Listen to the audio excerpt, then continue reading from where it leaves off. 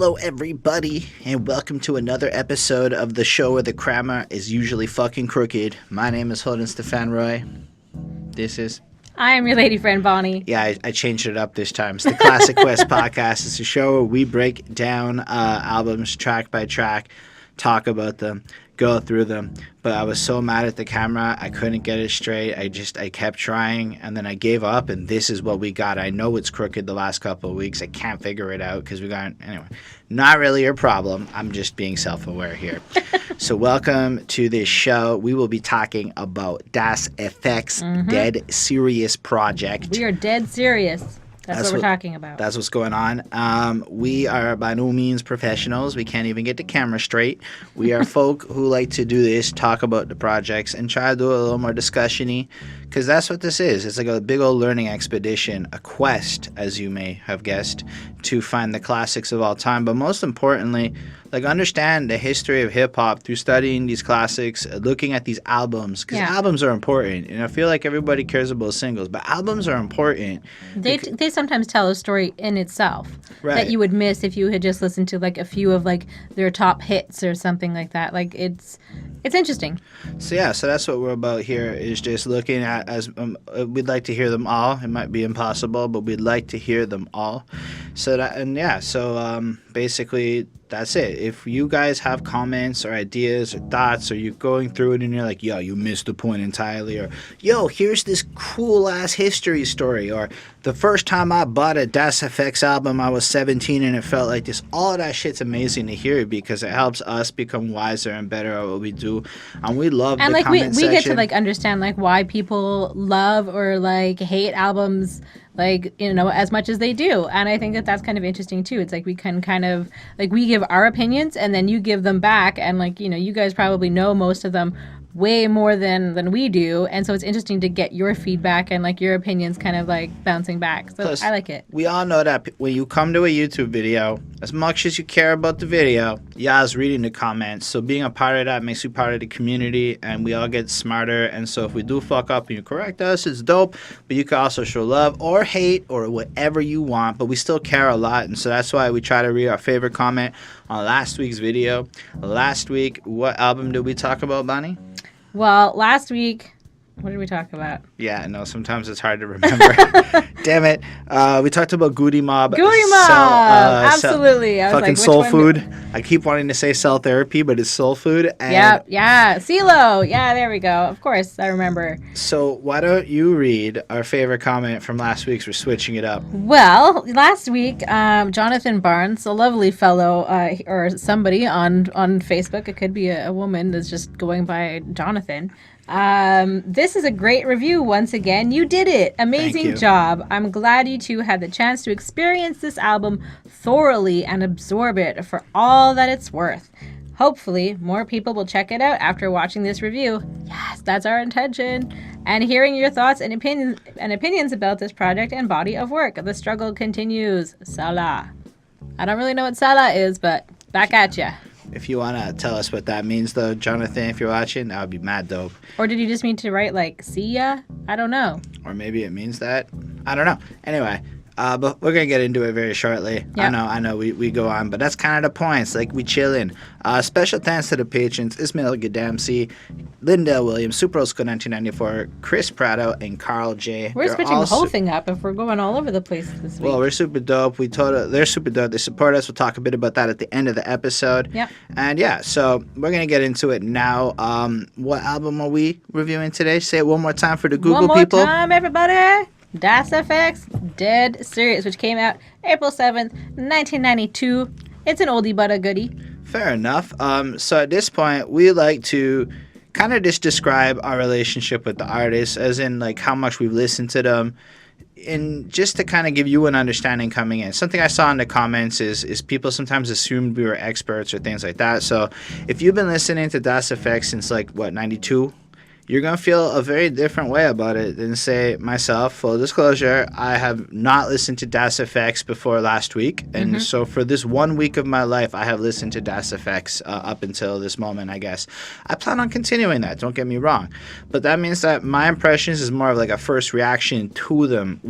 And so I'm being, I guess, with full disclosure that I don't have the historical nuances and understanding to maybe appreciate it the way that you, person watching this, do. Yeah. And I say that kind of as a warning. I like to say it on all the reviews now, just so that you're aware that I'm aware of how little I know going into this, with the goal and hoping that you'll leave those comments like we said earlier, mostly so that the next time we talk about Das EFX, we'll be way smarter. Every time we talk about artists for the second time, the comment section makes it so much easier to do so, to know what to look for, to think about while listening to it.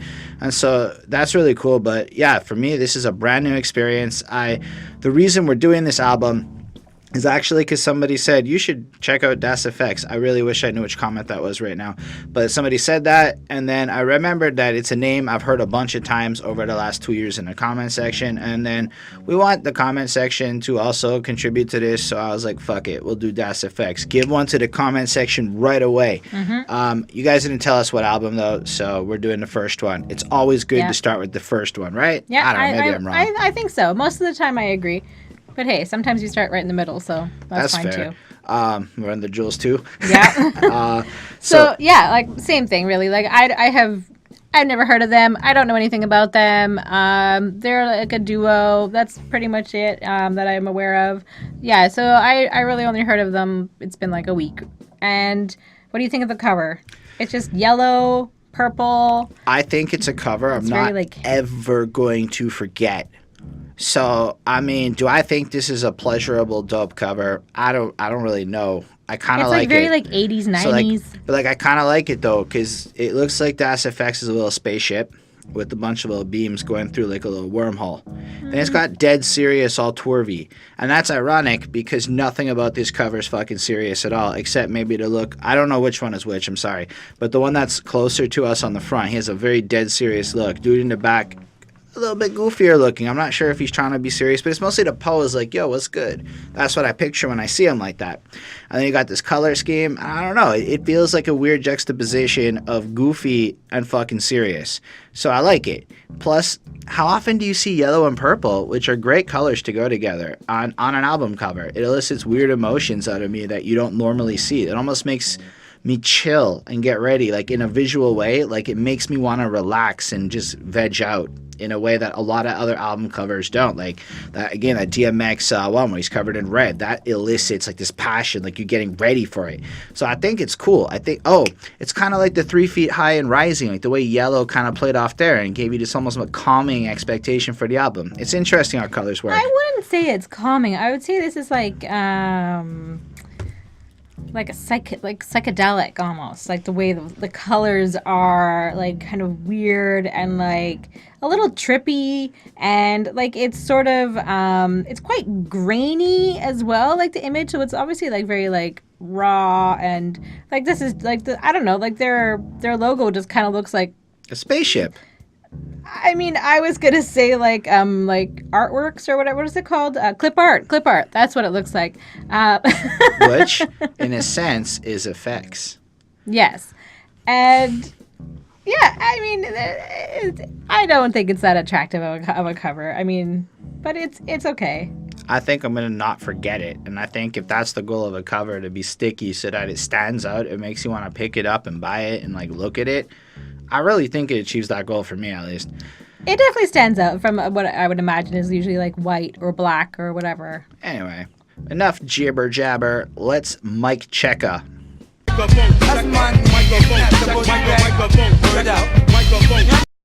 Okay, Bonnie. How do you feel about this? It's got some cool rhymes. It's got this really like nice beat. I like it. And it's basically them like talking about how they have like the best rhymes and like using lots of references, as we'll come to see. They like to do that. They're talking about that they're from Brooklyn, and I think one of them's from Brooklyn and one of them is from New Jersey, if I'm not mistaken. And it just kind of like sounds like cool, and I like it when they do like the mic checka or whatever, like back and forth. Like I think that's kind of like a cool part. Again, I think it's plays with like the ears, which is always something cool. I don't know, I thought it was like a cool song. I didn't really like know too much. Like this sounds like the beginning of hip hop. This definitely sounds like where like kind of like like how, I don't know, this sounds like the original people kind of that got involved with it, or like very influenced by them, and just like the way that it sounds, and it's very old school. I gave this a 4.25. It's good. So first of all, that beat, ridiculous. As in, this doesn't, I can't believe this is 1992 for how much I like the beat. For all y'all who watched this show with me for a while, y'all know I don't necessarily dig the beats of this era that much, but it sucks you in. Like, you just feel like this groove, and like, even without the rapping, this particular beat just ensnared me. I don't know, it's very layered, it's very groove-tastic, you just kind of just want to bop your head, you just feel the whole thing taking over you. Another thing about this song is the rapping, and how the flows also really contribute to that same feeling. I had a lot of trouble analyzing these rhymes. I mean, let's be real. This is a lot of references, so I don't know a lot about the Wonder Twins, but I guess that they activate and they transform into shit. So when he goes, I miggity make the Wonder Twins deactivate, I mean, I kind of get what he's talking about, but let's just say I'm way too young to understand that reference. However, when he goes, it's crazy, I'm biggity breaking backs and busting lips, I forgetty free Gladys Knight and those freaking pips. Like, I don't really know who Gladys Knight is. She's a singer. Fair. I know who she is. Gladys Knight and the Pips. So, like, the lines I do get totally make sense. And I love the fact that they're all over the place, because the next line, as an example, I get. Pips, shrimps, I don't get what that means, but I miggity make enough noise like bam bam, throw boulders from bread rock, you'll get dropped as slam, man. And that was sick, like, because I got that reference, right? So I realized that they're actually tight here. Like, all of these references make sense, and unfortunately, I just did not have the time or the desire to look up who every single person they talk about on this album is. So, yeah. But in most of the songs, it's a lot of this. Now, allow me to be clear. I fucking love it. Don't, like, I can't.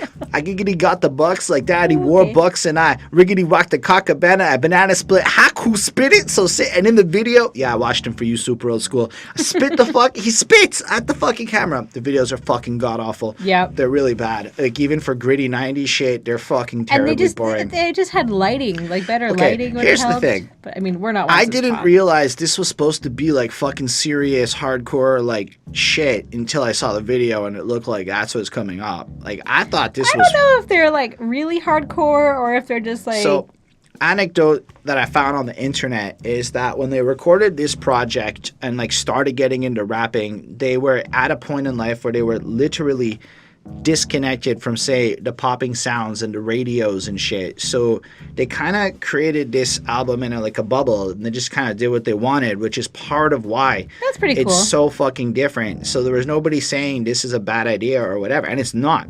Like, I did something I don't normally do because I felt really weird about this review coming in. I'm like, I don't know what to say. And I read somebody else's review, and I don't remember who it was. Sorry, person whose ideal I'm stealing. But they said that this is an album that is both comedic, hard, but really fucking tight. And, like, it's dope. Dope is the word he used. And listening to this here, it's fucking dope. Like, there are a lot of people who might have done different versions of it, but I don't think I've ever heard rappers having this much fun doing it quite like this, because it feels like these dudes is having a fucking blast. They know they're ill. They know what they're doing is fresh. It's not like they have to convince me they're good. They really don't, because they're just being so, like, naturally good with it in a way where it's almost like they're not saying I'm the best.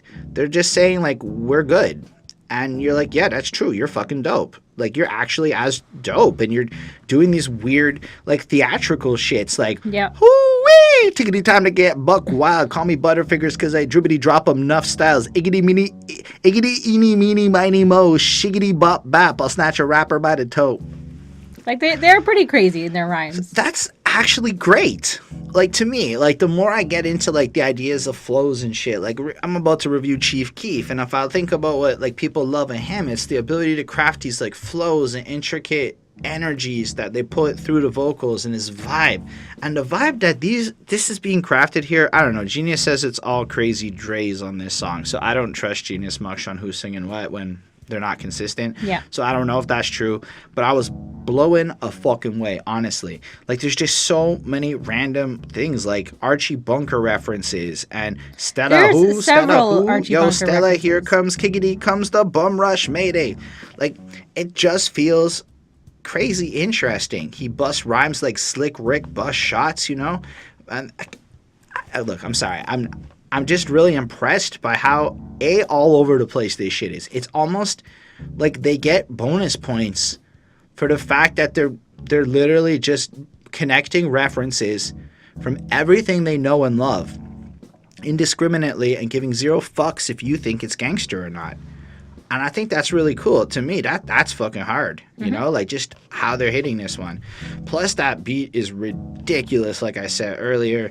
And I feel like this is a stellar experience. And a lot of the songs on the album, I feel like, are probably going to have me feeling the same way. Like, can I call this to be like the masterpiece of masterpieces? No. Can I say that this is absolutely a song I would throw on when I need some mindless, dope-ass shit to listen to? Because let's be real, if you can have fresh rhymes that are saying something with substance to it, that even if it's silly, I'd rather take that over vapid. So the fact that it's actually got substance, even if it's puns for days and is dated as fuck, like it's so dated I'm too young for this song in a sense, but like, and I'm 31. Anyway, like look, it's great. It's a 4.5 on 5. I literally wrote the amount of references is pretty fucking stellar. Like Yep. I can't say it's like the best I've ever heard in my life. But as far as people relying on puns to fill out a song, this is one of the greatest examples of how to do it you can possibly have. Make it interesting so you literally don't just expect Scarface lines in the next bars, you know? Like, it's too cool for school. Yep. Anyway, as much as I'm hyping them up, they Jussummen.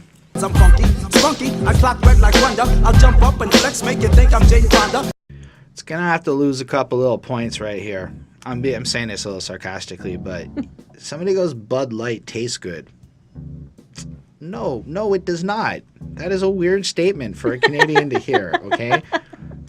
How? I mean, do you guys like Bud Light? I mean, I don't know. Like, But isn't that like the whole thing? It's like Molson versus Bud Light. none of that tastes good. None of it. Labatt. Yeah, those are. Yeah, what kind of beers do you guys have? Do you guys drink Canadian beer? Anyway, Guinness. I think. Bud I Light? feel like a lot of people Get are outta here. going No, more towards like maybe Bud Light with lime, but you can anyway. a Coors Light isn't bad in the summer. I may occasionally have Like, one I'm not Coors even a Light beer person, in the and even summer I with knew that. lime. So yeah, that was the thing lyrically that stood out the most from me on this song. Let's say I feel like this was proving they could rap slow, but it's the same thing. And it's actually really interesting to me, right? Because like I sometimes wonder as a songwriter, like when you have to come up with like 12, 13 songs and shit, right? You have to have some stuff that's fast, some stuff that's slow, and you have to really consider like a wide range of what you're going to do to fill out that space. And what I can say about this project is based on the song placement alone, you get that real feeling that thought and consideration went into this project to showcase a wide array of what they can do with it. So this one is slower. The beat I found a little bit less enjoyable, but still as well produced. It's calmer, you know, and there aren't quite as many iggities up in this one, but that's okay, right? Because it is about showing that you're not a one-trick pony. This might be your thing, but check it. You can still rock it proper, you know? Like, so like, while I'm the jibber jabber jaw like Shabba Ranks, making bank, operating like Tapper John MD. Yeah, that's what folks tell me. I plan on going far and be a star like Marcus Welby. So there, dear, you suit though. Yes, I make ruckus, causing ruckus like Menudo. Like, check it. If I knew what the fuck any of those people really were, I'll bet that's like dope. I really do think it in general, because like it sounds really good. The rhyming is on point. On like, for all terms and purposes, I don't know. I mean, I can't really analyze the content of this song. I really can't. I don't know what any of it really means, except that they're dope and they're doing a lot of stuff like people that aren't relevant in 2019. I did learn that Mr. Keebler makes cookies. They don't make Keebler's elves. I don't know what that is. I didn't even know what a Keebler's Elves are. So thank you, Genus Annotation Chef Mongoose, who said the Keebler Elves make cookies, but vanilla wafers, those are from Nabisco. So I learned that kind of shit. I don't know. I like the chorus, Jussummen, that's on the mic. And I feel like with their choice of like super regular references, you feel that humility. Like, check it. A lot of people's rapping about a lot of eccentric bullshit. Verse 2, yiggity yes, back up. I just come like Shaka Zulu. All right. I pop like Orville Redenbacher. That's some relatable shit, man. That's some like everyday, I could go put popcorn in the microwave. Hell, we might even have Orville Redenbacher up in the apartment. Like, that's the level of regular that is. But to me, that's pretty dope.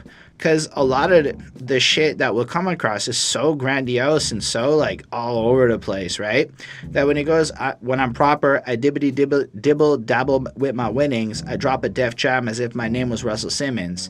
So, I mean, yeah, sure, he's dropping great rhymes. But, like, everything about that is so relatable and human and normal. And I find that really attractive in what they're doing. It makes me really kind of dig the overall sound of it. Like, it's just so cool. And even when you get to that boogie oogie oogies and just all this stuff, it just, again, it feels so much like they're having fun. It feels so natural. I did know who Sinead O'Connor was, so I got the... Sinead! Is it? Am I saying it wrong? Yes. Fuck off, Holden. She's Irish. Everything's gave weird. A crew cut to... Anyway, I gave this song a 4.25. I think it's good. I think it's a lot of what the other one was, but like coming at it from a different angle, and that's fine. Yeah, I mean, really, it's just like a song that provides like a sick flow and a sick beat. It's just a fun song with a lot of references, and some of them are dated, absolutely.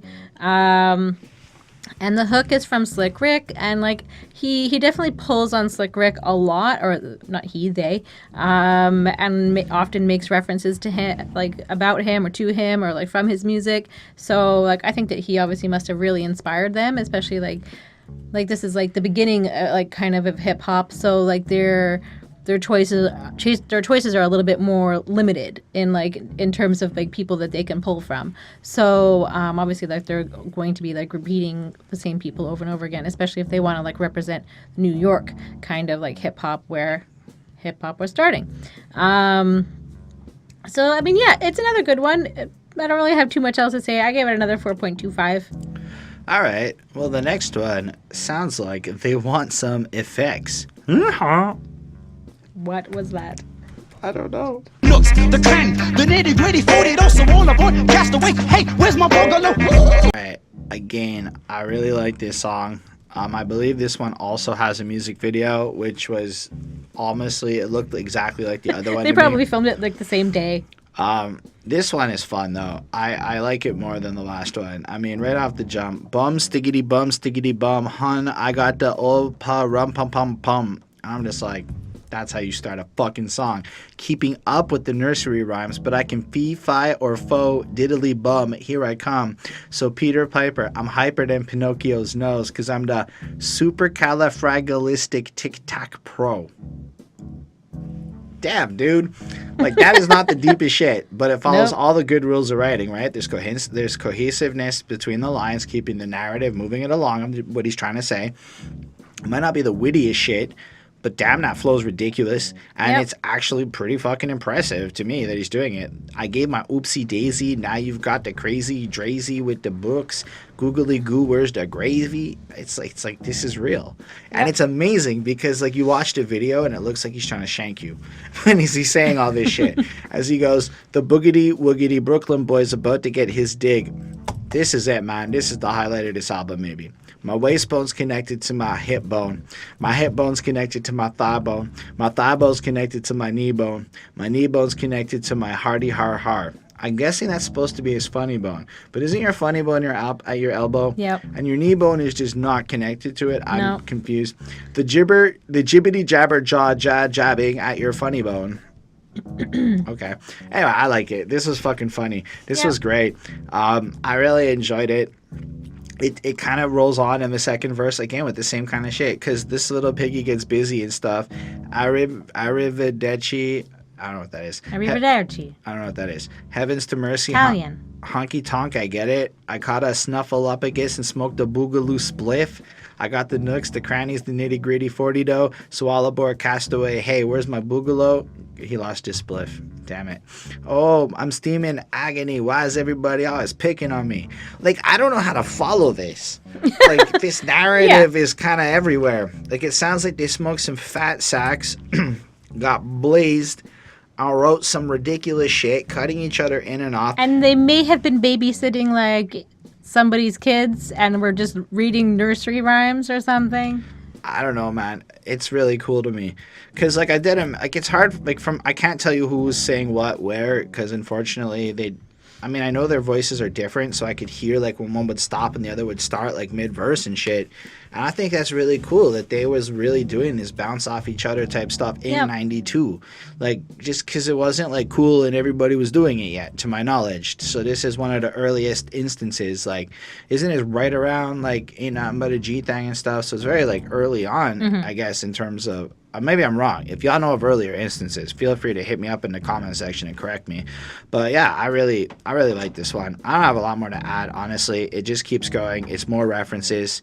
They do Spiggity Spark a Spliff and give a twist like Chubby Checker. Love it. Love Chubby Checker. That's ridiculous. Like, it's so, like, their array of interest is so wide. I don't know. To me, it's super fucking cool. Anyway, I gave this song a 4.35. I like it a lot. I mean, it doesn't feel like it's not very substance filled in terms of a lot, but they're proving they're dope through some serious creativity, in my opinion. Yep. I mean, that's pretty much it. Like, I just kind of wrote down a few of, like, their lines, like, same sort of thing, basically, that you did. So, trick or treat, smell my feet. Yep, I drippity dripped a hit. So, books, get on your marks and spark that old censorship. Drats and double drats. I smidgety smacked some whiz kids, a boogity woogity Brooklyn boys about to get his dick. So, I mean, that's basically what the whole song's like. It's just, like, random. It works and it's quick, but it's like, what? Some of it, I mean, and really, like, nothing's better or worse so far on the album, I didn't find. Like, it's all pretty consistently, like, good. So, another 4.25. And in case you didn't think they could tell a story, we need to talk about Looseys. Yep. Lucy, I remember Lucy, I remember Lucy. So I went on Urban Dictionary to confirm that Looseys were single cigarettes that you buy at the store because, you know, that's how I know the Lucy. Bonnie, take it away. I want to hear your thoughts on this so bad. Hold on. Let me pull up some lyrics here. Please. Because this is worth it. Yeah. So I'll just read some of, like, the first verse here. So he's going out to, like, meet a girl. Okay. So it starts off basically, they go to a club, they're dancing, they're having fun, and then there's obviously, like, some, attraction to some girls. So, I knew I had to hush when I felt my belly drop on the spot, turn to mush. Shush, shush. I needed me a bush. I felt Lucy bubbling, trouble in my tush, and then the gush come gushing, rushing, splat, then hit my BVDS, quick like that. Smack, I briggity broke my bitch from behind. Tried to shake ya, fake it, but yo, I couldn't hide from... The Looseys. Do you guys realize what just happened there? So, he shit his pants? While macking on the girl. Not just like he shit his pants. Like, he gave a whole, like, 4 bars or so. Like, describing that his underwear's and filled up. It sounds like this is some realistic shit. Not that this may have happened to him, but he has clearly shit his pants in his life. That is what I learned. Yeah. And I've never heard a rapper break up the story of... This was not expected. It's not. Like, okay, the rest of it, you kind of were like, all right, let's go for another, like, song about, so references to everything. I wasn't, like, I didn't catch it right away because it just kind of flows into it. I didn't catch it till the second verse when it clicked. I was like, wait, what? Like, I think I restarted it again and was like, come again now? And then the second verse, he's, you know, again, whatever, he's up to something, and then he's about to get into a fight with someone. I think he's playing basketball. No? I thought he was about to get into a fight with someone. Maybe. Anyways, needless to say, he shits his pants again. Because he's playing against these from the Bronx or whatever, and I think, anyways, he's playing. Well, I thought they were playing basketball and then something happened, but maybe it's just like. Hold on, did y'all, like, older cats watching this actually say shit like, I was dick with the skills? Is that really a reference? Like, I was dick with that shit. Like, my balls is power, so I was dick with that. That's a real line in this song. Yeah, Back in I know. 86, I was dick with the skills, and I was like, are you Richard? No, dick? Like, I've never heard that in my life as an expression, so I was curious if any of you Maybe it older means cats. like hard with the skills. I don't know. Oh fuck, maybe that's a no homo moment in 2019. Heyo. Yeah. Anyway, so he's going along, and then boom to the gutter. I hit the floor. I wanted to flip. I couldn't. Damn! All of a sudden, I had this shit. That's when I caught it. It was Yeah. So Well, I, it's pretty clear. so I dipped to the sewer. I couldn't control the shit because it slipped past my hip. Drip, drip, like a faucet down my shorts and hit the court. And all of a sudden, girls was getting sick. All my people, they was bugging. I made it to the bowl, leaving behind a trail of dookie. My drawers are soaking wet. I'll never forget the day I met Lucy. 4.5 on it. Allow me to be clear. The world needs more songs like this. I didn't know I needed to hear stories like that because, like, it's so impressive to me that they just, like, unapologetically spit this game of two realistic moments where you might shit your pants and it's kind of embarrassing. It's almost like a George Carlin move. For those of you who know who George Carlin is, I hope you get what I mean by that. Like, he likes to normalize shit. Look for Wow. the commonalities in humanity. This is like the most regular, But great this isn't rap. regular. Like, people don't regularly. But it can happen to in my anybody. case, yes, I agree that anybody can Obviously, shit their the lady's pants. not going to admit to pooping. No. I'll admit to pooping. I poop, but Are you going to admit to shitting pants? I'm really trying to. Guys. I'm trying here. I'm trying to think of a time in my adult life where I shit my pants. I have been Maybe with. this is a time when they were teenagers. I don't think I have. And if I like, I mean, maybe when I was sick, but I really don't even think so. Like, I feel like I would remember that. I feel like I'd be traumatized by it. But like, I absolutely remember being with people who were shitting their pants, like while we were walking, like things like that. I've So, very regular. not very regular, like once Anybody- every 10 years or so, That maybe mean- someone might shit This their doesn't pants. sound like it happened to them all the time. It Well, sounds... they each have an instance here, and like either the food that they're eating is not so So they good, both have an instance, as or in do one they have time. IBS? Is Or- there or- like, do they have you're like making Crohn's me sound disease? like everywhere is they there go, they're something- pooping. Okay, I'm saying they both were like sitting there. Yo, this one time I shat my pants. Bro, me too. Yo, what's your story? So, I'm macking on the chick. No. I like blah, blah, blah, and I shit my pants. Like, so I was playing ball that one time, and I shit my pants. Look at this. There's a whole story going on over But that's here. basically how I picture this song came to be. Like, they were both telling that one time they both shit their pants. Please, If you two please, in really- the comments down below, If somebody knows. tell us these fantastic stories of when you, as an adult, have shit your pants. They could have been teenagers. I don't know why there's this adult bullshit going Well, I on. just mean like when you're like a kid and like you're pooping your pants. Like that's a different story. So she did poop her pants. Anyway, why don't we move on? Yeah, when I was like 4. Let's move on and talk about Dums Dums or Dums Dums or I don't know. Anyways, I gave this a 3.4. I don't think I gave a grade. 3.4? Yeah, Stop. What? yeah. Because it's pooping? Who's gonna listen to this on a regular like basis? I'm really into like it. you're gonna I go just- put it on that one yes. time. You poop your pants. You're gonna be like, "Where's that? Where's No, that pooping I song?" don't And you're agree gonna with look you. it up. You're gonna try and find it, and then it's gonna be like it's called Looseys. So you're never gonna find it. She's wrong. And this song is brilliant. This song is like I will remember this song and want to listen to it again because it's so fucking normal. Anyway, it's interesting.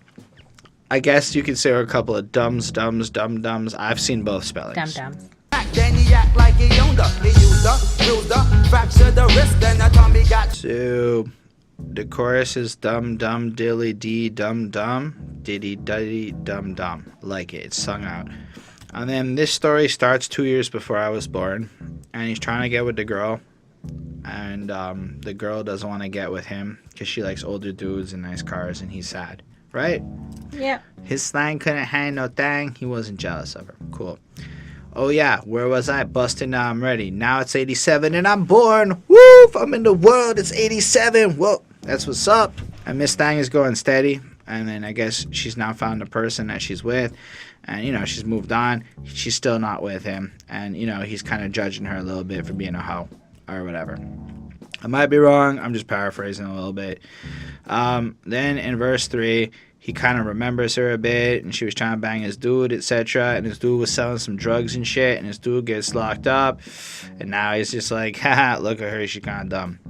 Then after all this time, in verse 4, she and her friend comes over after a show, now that he's famous. And finally, he smashed that. He stuck it in her butt and busted a nut. She was starving, so he pushed it in the bush till those lips started parting. But she was dumb. And I was like, bro, did you just tell me a story about how you waited till you got famous to smash a chick? I like, for the life of me, I don't again, this is like, this is where I'm going, what is the goal? Like, who's the dumb one here? Yeah. I don't know if it's this girl. It sounds like you, look, I'm not trying to be critical. I'm really not. I'm really confused. I mean, props to you, dog. You got to have that groupie butt sex while your dude was smashing the friend. But, like, the friend smashing him sounds okay because that just sounds organic, groupie loving with your rapper self. I guess it's cool. Like, back then, they didn't want me. Now I'm hot. They all on me. That's what this song is, I think, trying to say. But it's almost like he's criticizing her for being dumb. But now that he's famous, he gets to fuck her because she's dumb? Right? That's pretty much what I got from it, too. Please clarify if you guys get it better. And Yeah. I'm not, this isn't meant to be like, it's kind of meant to be, what the fuck is this? Because I'm confused. Mm-hmm. I'm like, you don't come off looking cool in this story from my 2019 perspective. So yeah, great hindsight and shit. But still, it sounds like that girl had a lot of fun and you had a lot of sadness till you became a rapper and now you get to fuck girls like that. I don't know. I thought it was imaginative, but like, overall, this might have been the first one where I'm like, this is not to the same degree of I'm interested that I've been getting the whole way. The beat wasn't quite as enjoyable. And maybe it had to do with the song, but I don't think so. I think it was more of a strain to listen to the song because overall the flow and the beat weren't as good for me. Then when I thought about the song, I was like, man, that's not saving it. Often I might not like the sound, but then I think about the song and I'm like, all right, I'm down with it. I recognize this is not poorly made, and I recognize that this is not poorly done. I just think it's a stupid story for a rap album, so I give it a 4.1. Yep.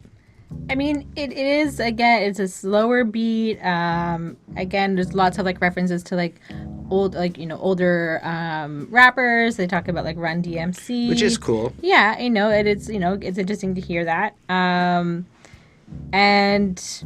yeah, so basically, like, the same, it is the story, right? So it's like this girl, only goes out with these older guys who buys her things, and then a year later, she's going out with some guy, and I don't know if he was, like, abusing her or something, or a dealer or like, shit. Maybe she was just, like, stupid for staying with him, and just because he's got money or whatever, and then, like, she's, like, a hooker or something, Loretta, like, I was a little bit confused, and then, so, like, I don't know, like, it just seems like, yeah, I would agree with you. Like, it just seems stupid. And then it's like, oh, you're stupid. You let me have anal sex with you. Ha ha ha. Oh, that just sounds like a fun person to have sex with. Like, and it just seems like you're, like, making fun of her the whole, like, kind of, like, not making fun of her, but, like, kind of criticizing her the whole song. Or maybe... and then I don't know. I think it just got lost on me. Let's play the satire angle. So this is making fun of guys who do that. Yeah, but then it's like, who's the dumb dumb? Like, they're both the dumb dumb. So I just don't understand how the girl's a dumb dumb. That girl sounds like a person who had a hard life, going through a struggle, You know, maybe she made some poor decisions, but maybe she didn't have all the choices in the world. It's not like, I mean, his point is you had me as an option, but in this story, he doesn't get very cool till later on, right? Yeah. So I don't know. Yeah, I mean, I gave it another 3.5. Yeah, it was all right. All right, why don't we talk about a song that my notes describe as unapologetically East Coast? Like Benjamin, honey, I knock the boots, and if you're tough, I knock the Timberlands. Ooh, a biggity major roll. So that chorus is just like Chris from KRS-One and Mr. What is it? Eric B and Rakim's Rakim going back and forth, kind of sampled. And then it's like that, yeah, you don't stop is also thrown in. And so it's kind of showing some like real love to some seminal moments of hip hop and kind of East Coasty shit. Super fucking absolutely. New York, right? Their verses come in, and I really liked when he said, I giggity got rhymes like Ronald Reagan got the wrinkles. That's fucking good. Check the wild style. My ill style gets crocodile like Dundee. Okay. I fliggity flap the skit, so say that shit for Peggy Bundy. I don't know who that is. Yes, it's I, the yippity zippity bad boy with papers. I higgity huff and puff because I'm rough like sandpaper.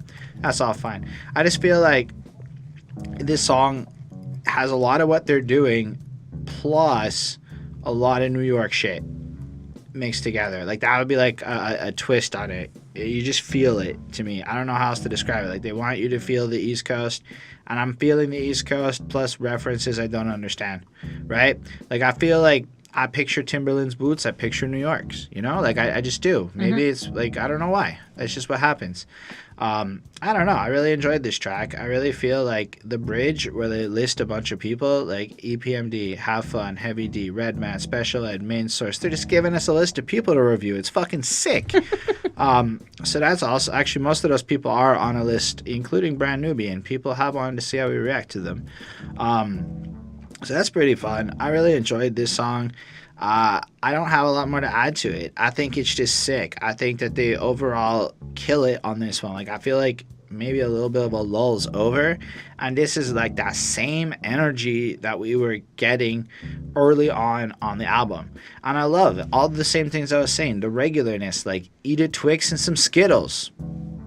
Like, then I'll giggle. I'm like, that sounds like you smoked a doob. That sounds like relatable shit in life. Higgity hallelujah toots a dabba dale dooya. I'm like, I like it. I really enjoy this. And like, just like thinking about how normal this motherfucker song is while still like basically being as fly as maybe the over the top stuff is. I think that's an interesting thing. And maybe we just need more normal fucking rappers to just compete with the over the top fucking fantasy. Yeah. Anyway, 4.5 on 5. Great track, enjoyable listen. There's like a sound in this song that like I want to know who was the first person to use this sound in like a hip hop song. So if anybody like is like a sound person, super old school, I know you maybe you'll know this.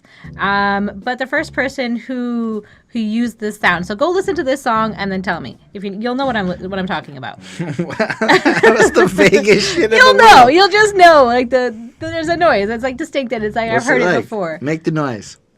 I had to listen to it. It's like, nope, you can't do it. Nope, that was terrible, awful. Nope. I'm just going to tell you what else I thought was interesting about this song. Obviously they're repping the East Coast. They're throwing out names. They're shouting out a whole bunch of rappers from New York. And then, again, lots of pop culture references. I took one quote here. We can do this. I clickety can't lose like Parker Lewis. Get the picture. I'd rock a bar mitzvah if I was Jewish. Goddamn, I'm sitting on the bay by the dock, smoking, stroking on my big fat cocker spaniel. And like they're just having fun. Like they're just being silly and they're just having fun with their rhymes. So he's smoking a doob while jacking it? Like, I don't know. I mean, like there's references here. Obviously, like there's, I think it's interesting. Like who talks about like I would rock a bar mitzvah if I was Jewish or Drake. Yes, obviously, like one other person 20 years later. And sitting by the dock on the bay, like that's one of my favorite songs. Like I love it. It's Otis Redding. And I thought that like the dog and the cock and whatever play, I thought that was like funny, and it just it didn't make sense, but it works, so it makes sense. So I don't know, it was nice. I gave it a 4 on 5. It's another like random song, but it's good. All right. If only reviews sounded like this. Yep. Like this. Shibbity bop, shibbity boop. Check out the way I drop. Back on Mike Checka, I forgot to say at the end of the song, in the ad-libs, he goes, I stink like manure, is sung out like at the end of the song in the ad-libs. I wanted to share that with you, but I forgot at Mike Checka. So why don't you tell us, Bonnie, about this song, If Only? Again, we've got quite a few references to Slick Rick again. More just like a lot of use of like the earlier rappers. I think they're clearly their inspiration, and like they really want to represent local sound. So I think that's why they're kind of like only using references and like inspiration from local people.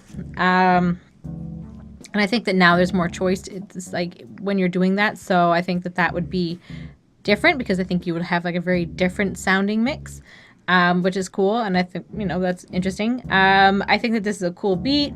And I feel like I can appreciate this one, and I appreciate the beat more on this one. I don't know. I don't have too much else to say about this one. I gave it a 4 on 5. Yeah, I mean, to me, as far as quality of song goes, it's very consistent at this point. Mm-hmm. It's really fun. I mean, it's a lot of references. I don't necessarily understand them all. He's hipper than the hip bone, and it's connected to your pelvis. We were not done with bone lines, folks. I was so excited to come back to that. Yep. But I really, really actually enjoyed when he goes, the boogity woogity Brooklyn boy, he's cool like Grizzly Ruin. I swingity swing more shit than Tarzan be doing. I heard that shit was thick, that's why I spick like I was span. Then I flick my bick and take a dip like Aquaman. So figgity fee fi fo fum, I smell blunts. I gibbity got lines like Evil Knievel got bitch stunts. Like what? What's a bitch stunt? Is that a different kind of stunt? I don't know what that means. Either way, it's like I go through all of that in my head, and I can't do what I normally do. It doesn't work. Instead, I'm just enjoying how ridiculous it all is, and how fun it is, and how like I've never heard anything kind of like this before, right? Like, and all things considered, this many reviews in, to say I haven't heard anything quite like this before is quite the compliment. Yeah, they that's do true. have more skills than John Hancock. Get it? Because it's John Hancock is your signature. But they like cock line. Anyway, if only it all sounded like this. I'm just like, Anyway, 4.5 on 5. I really enjoyed it. I thought it was fun to listen to. Well, let's go from Brooklyn to T-Neck. Yes, boss. The kid from Brooklyn to the next. Allow me to read some shit I found on Genius.com. I'll allow. Das FX's Scoob hails from Brooklyn, New York City, while Crazy Drazy hails from Teaneck, get it? Teaneck? No. New Jersey.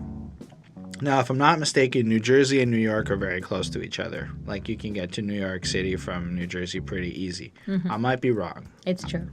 But the two met at Virginia State University in 1988 and began performing each other when they did a contest, I think, and got the attention of EPMD peoples. And then we ended up at this point where in 2019, two random-ass motherfuckers in Montreal are talking about them on this camera here, right here. This is the moment we're sharing.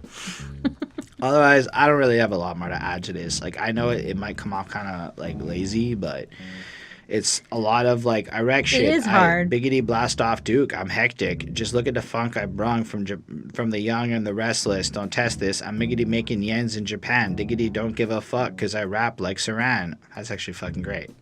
And that's just what it is. It's just consistent, great dopes. Or antiperspirant. Is antiperspirant raps? I don't understand that line. No, I don't think so. Anyway, I riggedy roll my punctures like a speed stick. There it is. That's deodorant. That's deodorant. I giggity got the cock, so niggity knock when you need it. Get it? So if you want to fuck, It's related. It's just whatever. It's fucking great. I mean, it's great in the sense that this is fun to listen to. They're having a lot of fun, even though they're saying shit like "no joking." I be's the best at how I'm speaking. Now that line's brilliant because he deliberately fucks up and stutters right after saying "no joke." I'm the best at I'm speaking, and I think it's funny. I think it's great. I don't think I have a lot more to say on this. I'm just kind of scanning to see if there's any other lines, but nah, it's all pretty much the same old things. I admire how they manage to go biggity iggity iggity on every song and never get boring. Yeah. In fact, I just like it. Now, if I'm not mistaken, a lot of people stole their style and they kind of stopped doing it as much because they popularized it. And that's why it almost feels seminal to hear this. Like, this feels so innocuous. Like, was this before Snoop Dogg? Did Snoop steal from them? Or like, but it's not the same. Not that he stole it, but it's like, not the same. Influence. Like I don't know that if I would go like this, diggy, iggy, iggy, you know, like. And that's like ludicrous. Like that's. You're right. That was ludicrous. More, I guess. I don't know, but like I don't know. This doesn't feel like the Snoop Dogg to me. This just feels like different. Even not just the changing of the words, but it's the flow. It's the almost like Tech 9 would not really exist without Das FX is how I'm looking at it. Like, yeah, of course. They're all interconnected. I think it's cool. Anyway, 4.25 on this song, because while I do enjoy it, I think the beat's a little bit less fun and the overall flow's a little less fun, but it's still pretty dope. Yeah. I mean, again, same thing. It just feels like a, find what works and stick with it kind of a song. Like it just they're just going to keep doing how they make their music and like how they're making their hits, and I think that's kind of cool. And Teaneck, I didn't know this before. It's like the place. It's a place in New Jersey or a neighborhood in New Jersey where one of the guys is from, and that they're just here to like impress you with their great rap skills. And overall, it's pretty like enjoyable, easy on the ears. Like it's nice to listen to. And like it's the same sort of like rapping, same sort of rhymes as like most of the other songs, and like they're very consistent in like what they put out. So I mean, it's fine. There's not really nothing that like stands out. So I gave it a 3.9 on 5. I don't know. I mean, it's fine. You can feel that way. I gave it a 4.2. So it's 4.25. I think it's still great. I think that like 3.9 isn't terrible. To me, it's subpar. That's my opinion. But, like, I just want to point out that while, like, they might be sticking to it, like, at this time, I can't say that they're the originators of trickiness or anything like that. But, I mean, I believe that what they did was something fresh, all things considered, that a lot of people stole and copied. Kind of like Chief Keef, whether or not you like drill music. So, like, I think it's really interesting from, like, a seminal point of view. Like, there's so much music I love now that basically is this polished, right? Like, it really, really is. Like, especially on that underground side of music of today, like, it doesn't feel like Snoop Dogg. It feels like this. And I think that's really interesting. Well, anyway. Let's get ready and let's clap your hands. No. So what the heck, it gets bounced like a check because the A is for Apple, the J is for tobacco, boom back. So, according to that same source article or whatever I read, that told me that they were kind of fucking around, didn't really understand how to be rappers, and were just kind of doing their own thing. From their perspective, that was the case until they got to Klap Ya Handz, which was where they feel they really found their stride and everything. And the one thing I can say about this song is from a production point of view, I feel like this is like we went up a whole quality level. Like we were at like a certain degree of not that the production level is worse on those songs, but it's different. This feels like a pop song. Like it's trying to be polished in the way that like it stands out in a more like this is a professional sounding song. Whereas that kind of carefree, super fun energy on the other about them like shitting their pants and whatnot. It was great. But like I don't know, just from a mixing perspective, this feels more serious. And like even the way they're rapping and stuff, like it feels more like they're not to say that they're trying harder, but it comes off almost like they're trying a little bit harder on this one, and that you can tell that it's almost like they care more good and bad. Like it's good and it's bad on the same time. Because like as far as polished feeling stuff goes, like this is the tightest shit. Like I bet in regards to that things, but at the same time, I feel like some of that carefree energy that was really I was vibing to is just kind of it got jerked away from me for a second. So I don't know. It was just a little juxtaposition that went on there for me. So I feel like it feels like objectively tighter, but I subjectively like it a little bit less because of it. Like it almost feels a bit out of place on this project, which is a weird thing to say, but like it doesn't have that like same degree of like silliness and like funness, even when they're going, and I'm a good ship with the lollipop, left hand with a yiggity yak and boogaloo black, okie dokie oopsie daisy cause I'm crazy like that, but it's the cat stuffed or Mr. Red and his crew. But it just feels more serious and more intense, and like without that carefreeness, it wasn't like, I don't know, having lollipops and references, you know, like, then it's like the song feels too serious for like the references you're making, you know. That was just my big takeaway from it. Yeah. But then I got over that real quick, and I really just kept listening to it, and I feel like it really is a great song. I mean, this might be like one of the coolest ones. Like this might be one of the ones I'm most willing to go show people who might not be so open to listening to like lesser, like let's say the earlier 90s quality of sound. Like this sounds more like it was mastered. And that's what it is. It sounds more mastered like today. Anyway. Okay. That's good that you got that. Totally fine. Like, well, whoop-dee doop-dee abba doozy, it's time I'm on the yabber dabber scribber scrabber shimmy sham flam. So heavens to Betsy golly wally gee whiz, my lickety split got splat, the diddly squat was hot. Oh yeah, dapper doodly doo. You don't know Mr. Magoo. He didn't actually say anything there, okay? He said fucking nothing.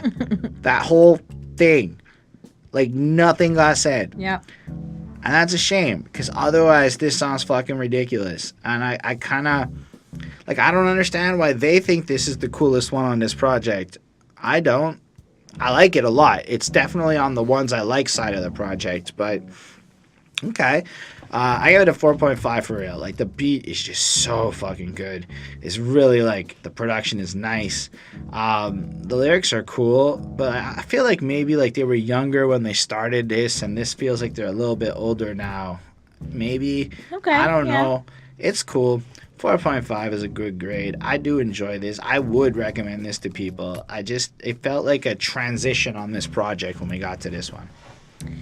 I don't know. I mean, I didn't really get like the same sort of like transition like feeling, but I definitely felt like I kind of got the same thing, that they weren't really saying anything on this one, that it was very much like the same sort of feeling as the other songs. At least to me, I kind of got that. Like still it has like cool flow, cool rhymes, but like, you know, I like the beat and everything. There just doesn't seem to be enough diversity on this album for me. Like it's often like the same sort of, I mean the flows are like different and everything, but it's just like the same sort of like repeated nothingness lines, but they still have like something in them, but they're not really saying anything besides that they poop their pants. So that one time. But that's the song that sticks out in my, like, off of this album, honestly, because all the rest of it is the same thing. And so like when you hear something that's, they actually said words that there's a story here, like it is a little bit different. There was the one about the girl. Yes, there's like two songs, but the pooping song was definitely the one that stuck out. But yeah, I mean for me, like it definitely wasn't that it was jarring or anything like that. For me, it sounded the same. It's cool. It has good flows, whatever. Interesting sounds. I gave it another 4 on 5. It's good. All right, one more on this little project. I know there's a bonus edition with more songs, but we got one more that we're talking about today, and they straight out the sewer. Straight from the sewer. I mean, we at the end, and I'm about to quote some shit to give you an idea of how hard this album has been for me to review. I Friggity Freaks the ill rap. We've talked about that. I'm still strapped. Well, not his guns, I guess. Don't test me. I didn't know they were violent. Like, that's the part that gets me. It's like, You're like, what? You guys are violent? And like, because you don't get to really know them. Like, I think that's part of it too. Maybe this was the point of this song. It's like we kind of have a rougher edge, but I riggedy rocks the spot just like my cock got sperm. Yeah. Oh, all right. I mean, like, it all makes sense. It really does. He keeps it there, and it's true. His cock likely does have sperm. I mean, there's a tiny % chance it doesn't, but like, it's. We're not going to go so technical as to call it the testes. We're just going to say the general area. Anyway. I pops shit, pop tarts, and piggity pop cherries. What? Oh, I mean, I get it, because he's fucking virgins. It's like this song definitely went to like a different degree of maturity. Like they grew up over the course of this recording process, I think, or they started smashing for real. I don't know. You were getting all those Dum Dums. They don't really swear a lot. I guess they swear a bit. I don't know. They said shit about it. But it also doesn't have the parental advisory sticker on it. That's fair.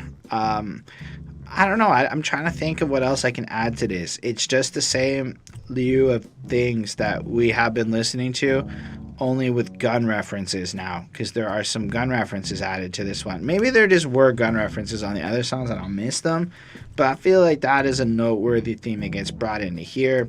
They were smoking pot in the other songs, so that's still here. And I'm not trying to come off like a hater by any means. I again enjoyed this song. I thought it was fun to listen to. Unlike Bonnie, I'm not tired of this sound. I'm actually really interested in it. I am so mesmerized by how 10 songs into this album, I'm still excited to hear him say shit like hot diggity damn, giggity yes, I'm giggity grand slamming like a Homer Simpson. Fire, man. It's fire every time I go through it, when I get the references, of course. But like, from a reviewing point of view, without pun by pun breakdowns, there's not really that much left for me to say. So 4.25 on 5. Yeah. Yeah, I mean, I guess this is like, because it's supposed to be no straight out of the sewer, so I'm guessing it's supposed to be a little bit more like dirty, underground, raw. Like that's kind of what I was getting. It's nice. They've got good rhymes again, but like they even like in some of like their references that they like use, like it's a 10-song album, but it's 39 minutes, guys. So they use the same references, like several of them more than once, and so. Like, you would think that in, like, just that, like, little bit, you could diversify a little bit. So, like, I mean... So they did use the same references a lot, but they also used so many imaginative references that I think it counterbalances pretty well from my view of it. But I feel like, I mean, there's got to... I mean, like, where can they go from here if they want to make another album? It's just going to be this... I know what they're going to do, or what they did. But, like... I don't know. Like, I just wish there was, like, more diversity on it. But anyways, that's just me. I mean, it was another good song. It's a 4 on 5. I'll just leave it at that. This album is so interesting to me. It is the most vapid album that I've loved that we've reviewed. That is a good way to put it. And you guys might tell me that those lines are all meaningful in some way. And they are meaningful, because they're literally meaningful. And they are great puns. But as Bonnie pointed out a bit earlier, the one real criticism I have, why no song got a 5, is because I don't know fucking anything about these guys. I know a fair bit about, like, stuff they like. I found out on the very last song that maybe they're hard and it wasn't meant to be silly. Like, it feels like it was really silly. And then all of a sudden, it got like their music videos, fucking serious. Like in the music videos, it's like fucking Wu-Tang Clan grimy. And I'm like, that doesn't have Wu-Tang Clan sound grimy. Like, it feels more like I could write the songs they wrote in terms of how hard they are. Like, you would believe it if I spit half this shit. Yeah, I don't know.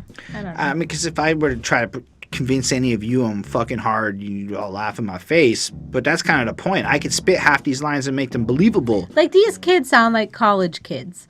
Like, that they're, they're not bad kids. Well, they were in college when they started. Yeah, that's what I mean. Like, that's what they sound like. So they don't sound necessarily like they're hard off the streets, didn't maybe complete high school, that they just went straight into, like, the streets and all that. Obviously, like, there's a different sound. It's a little bit more, like, de la soul, like, kind of feeling, like, vibe and a little bit. Like, trying to criticize them for this. The music videos was fucking weird to watch. But, like, I enjoyed this album a lot. I gave it a 4.37. I don't know if I'm going to say it's a classic because it's the most dope thing I've ever listened to. but it's clearly got some classicness to it because it has a impact. My cutoff for personal classics is 4.5 now. If it's under a 4.5, it's hard for me to call it a classic. But I can't deny the actual impact of like all the stuff we've heard. How many people were clearly heard this shit and said, yo, they are on to something. That's dope. This is a project I'm glad we reviewed. I'm certain comments somebody's happy. Well, I mean, I'm happy to review any album, like good or bad. You know, I think that's what it is. It's about diversity. That's what I like. I like having like that mix. There's never been like an album you heard and said, I don't want to review this. I can think of a couple. I'm sure there are albums I don't want to review, but she was not thrilled the first time she heard Tikal by Method Man. She was like, anyway, she's not the biggest fan of negative music. Yes. Anyways, but speaking of negative music, no. I give this a 3.95 on 5, so that's a 79%. So in my books, I mean, it has to really be like at least a 4 on 5 for me to consider it a classic. It's a good album. I'm definitely not saying I'm like, oh, this is garbage. Like, it was a good album. There was something there. Like, there is an artistic value to it. And it definitely makes sense that like this is still like the early days of hip hop. I'm not saying it's the very beginning, but it's still the early days of it. And like, you know, I just like there's fresh content in what they put out, but then like they take so much from like the previous, you know, they take so much inspiration and sound and different styles and different whatever like from like previous New York hip hop music and artists and things like that. And so it does. It sounds unique, but not at the same time a little bit. So it is like, it's interesting like the way that they kind of like mix in it. I mean, not that it sounds like anybody else's music, but like they've included a lot of other people's stuff. Like back to that original review I told you guys I read before this. This is a surprisingly dope album. It's just fucking dope, okay? Mm-hmm. It's not like it's a great album to like just listen to without thinking. But at the same time, if I put myself back into the mind of '92, hearing this it must have been such a fucking rush. Like, rappers can do this, you know? Like, imagine that feeling. So that's what I mean by seminal in that regard. And it's a great word. Come on, seminal. It's like, and they would appreciate this. It sounds like semen. Seminal. It's like I got a cock and it comes with balls. I'm sorry. I just thought some of their jokes were not funny. Yeah. But like, still, I really admire this. Like, I cannot emphasize enough how good the production the beats are on this album. Every beat is fucking well made. Yeah, the beats are very cool. They're really unique. And the way they rap over those beats, they feel more like an instrument than they feel like vocalists. Like, they could be speaking another language half of the time, and you would just be like, that sounds good. Like, whenever I put on Gasolina by Daddy Yankee, I don't need to know what he's saying. You just need that feel to it, and that's all you care about. Well, I mean, that's all I have to say. All right. Well, thank y'all for watching. It totally means the world to us. If we seemed a little off, Daylight Savings Time Changing Week is awful, and I think it's the Commerce Department of the United States of America that is the sole force on the planet that seems to think this is a good idea to do. So you Americans, tell your government to stop this shit so we can stop it, because Canada, it's not changing shit. Anyway, thank y'all for watching, for real. It means the world. Special thanks to the patrons: Ismail Dempsey, Chris Prado, Super School 1994, Carl J. and Linda Williams. They support what we do. They support what we do. They helped us get a new camera. They get to tell us what albums to review. Like last week it was Patreon. Next week is Patreon. This was our first request in a few weeks. Mm-hmm. And if you want to sign up there, you can tell us what albums to review too. And that's the point, I guess, for a lot of y'all. Otherwise, the comment section, which I guess told us what to do, will get lesser priority, but still very important to us. If you do like what we do, you can help us, like, also by hitting the subscribe button, hitting that like button. Those comments are amazing. I promise you I'll answer you. Sometimes you'll comment, and I know I'm answering within 3 minutes because it tells me how long ago you commented. And I just might be the YouTuber that answers you quickest. It could be. Put me to the test. Let's try it. Watch. Now I'm gonna get all sorts of comments when I'm in a meeting or some shit. Anyway, thank y'all for real. I dropped a project recently. I make music. It's on this channel. I make poems. It's on this channel. You can look. Let me know what you think, if you like it or not. Anyway, y'all are amazing peoples. We'll be back next week with more fun album reviews. Woo! Bye, guys.